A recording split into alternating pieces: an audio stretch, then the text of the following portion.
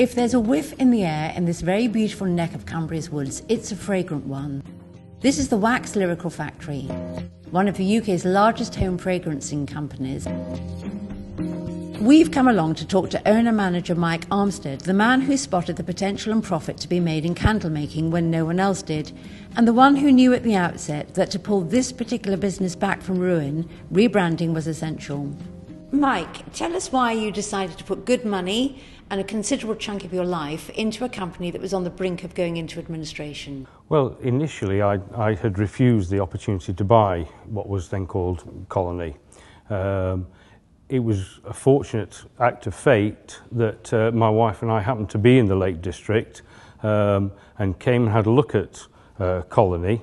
My wife spent a small fortune in the gift shop here, and I wandered around the perimeter and decided this couldn't possibly be a business that could lose £5 million a year. The infrastructure, the buildings looked too good for that.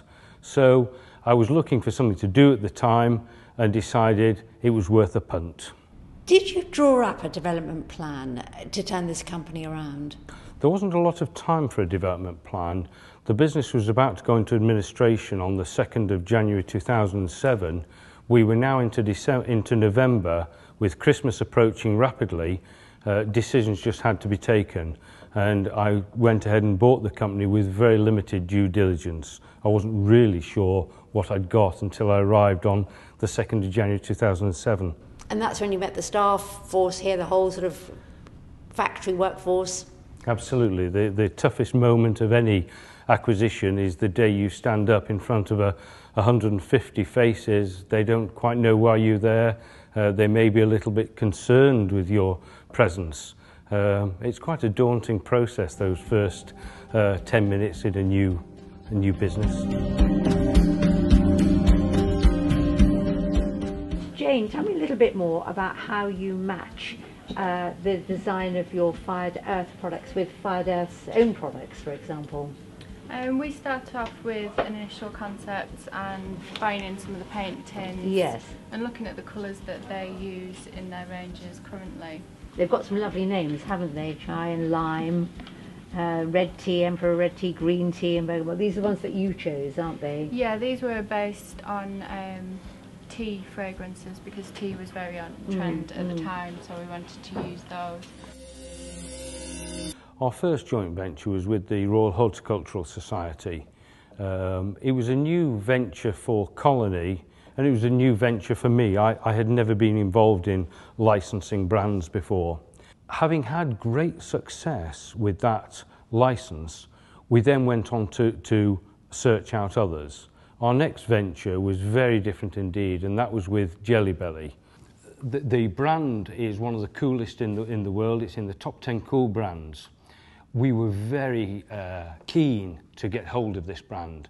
It was a vehicle to show how clever we were as home fragrance manufacturers to match the highly fragranced beans with a cold throw fragrance, a fragrance that you smelt straight from the tin, was a real challenge for our perfumers and for our technical staff here. And it has been a fantastic brand for us. We've sold many millions of pounds worth of goods on the back of that relationship. And it's a relationship that's been a win-win. Jelly Belly have benefited and enjoyed the relationship, and we've certainly benefited from that.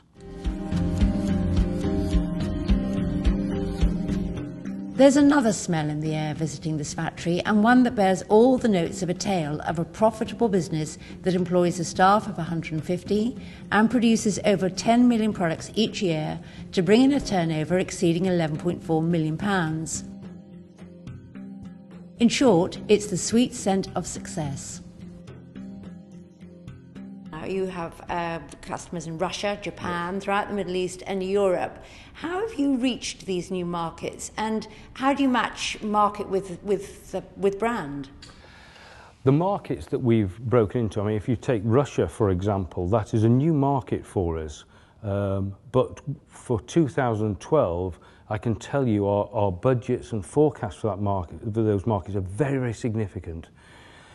The market is really just opening up in Russia. I was in Moscow just recently, and it was such a pleasure to see Muscovites discovering home fragrance. The market had not existed prior to our entry into the market. In that case, we had no idea what would sell.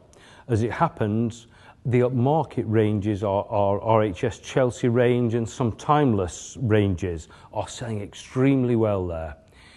In Japan, they've really taken to our RHS range. They love the Lindley Library artwork, and that has become a real success in Japan. In the Middle East, it tends to be sweeter fragrances, the stronger fragrances that people go for. In some cases, we don't know what's going to be successful. Our partners and distributors don't know what's going to be successful, but trial and error, and the consumer decides. And the market's still opening up. Our markets are still opening up. We've just moved into Australia. I would love to break into North America and Canada. That's the big prize. Hugely competitive, very difficult to get into. We are in discussions. We keep our fingers crossed. Mike Armstead, owner-manager of Wax Lyrical, thank you very much for talking with us. You're more than welcome. Thank you.